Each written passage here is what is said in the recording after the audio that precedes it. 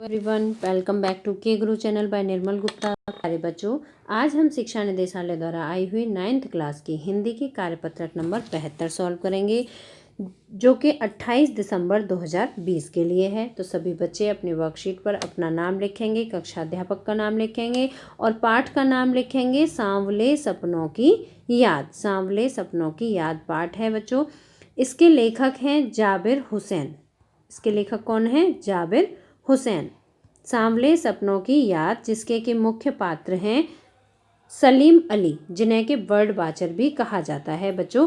जब सलीम अली छोटे बच्चे थे तब इन्हें इनके मामा ने एक एयर गन दिलाई थी, और जिस एयर गन को चलाने से उसकी गोली से एक गौरैया घायल हो गई थी, और इसी घटना ने सलीम अली के मन और दिमाग पर इतना प्रभाव डाला कि वो पक्षी प्रेमी बन गए। इन्हें बर्ड वाचर भी कहा जाता है। बर्ड वाचर यानी कि दूरबीन के माध्यम से पक्षियों को देखने वाला व्यक्ति या पक्षी प्रेमी। इन्हें पक्षी प्रेमी की उपाधि भी दी गई है। तो आज की वर्कशीट में हम सांवले सपनों की याद पाठ का एक्सट्रैक्ट पढ़ेंगे। उन जैसा बर्ड वाचर शायद ही कोई हुआ हो।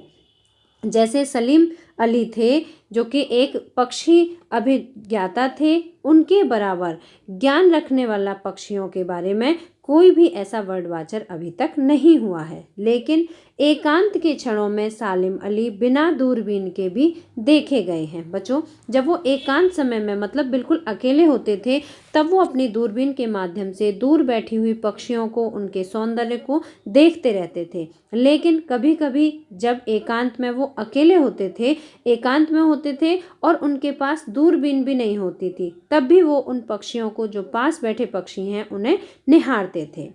दूर क्षितिज तक फैली जमीन और झुके आसमान को छूने वाली उनकी नज़रों में कुछ वैसा ही जादू था जो प्रकृति को बांध लेता है। और उनकी जो नज़रें थीं, ऐसा नहीं कि वो एक सीमित दृष्टिकोण से देखते थे, बल्कि वो क्षितिज, जहाँ तक उनकी नज़रें दूर तक देख सकती थी, उस क्षितिज दिशा तक, उस आसमान को छूने वाली उनकी नज़रें थीं। और उन नज़रों में कुछ ऐसा जादू था जो कि प्रकृति को बांध लेता हो। सलीम अली उन लोगों में से थे जो प्रकृति के प्रभाव में आने की बजाय प्रकृति को अपने प्रभाव में लाने के कायल होते हैं।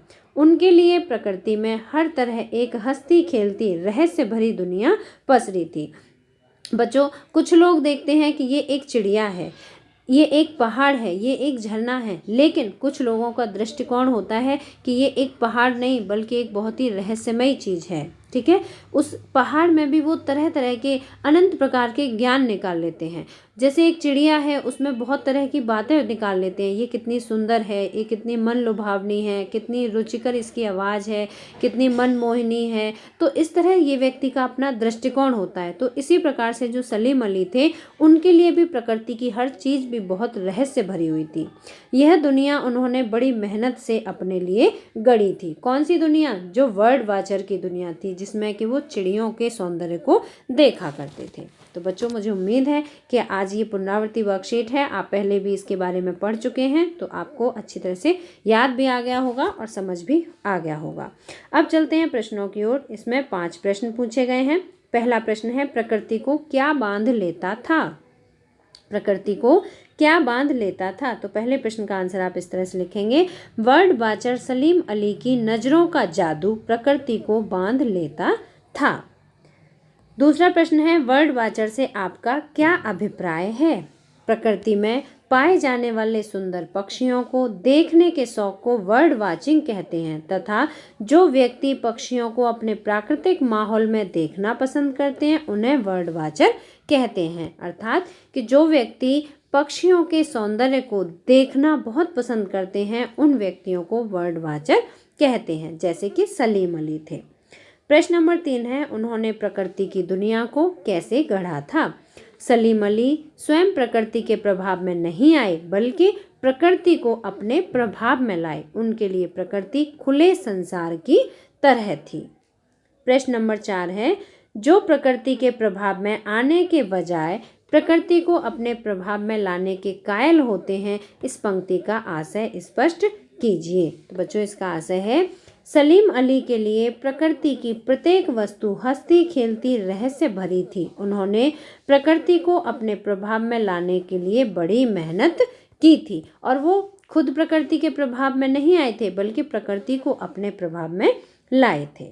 प्रश्न नंबर 5 है, सलीम अली एकांत क्षणों में क्या करते थे? तो सलीम अली एकांत क्षणों में दूरबीन से पक्षियों को देखा करते थे। तो बच्चों, मुझे उम्मीद है आपको आज की वर्कशीट अच्छी तरह समझ आ गई होगी। अगर आपको समझ आई है तो आप इसे एक बार लाइक ज़रूर करना, और अगर आपने अभी तक हमारे चैनल को सब्सक्राइब नहीं किया है तो आज सब्सक्राइब जरूर करना। मिलते हैं फिर इसी तरह की नेक्स्ट एजुकेशनल वीडियो के साथ। Till then bye bye, good luck to all of you.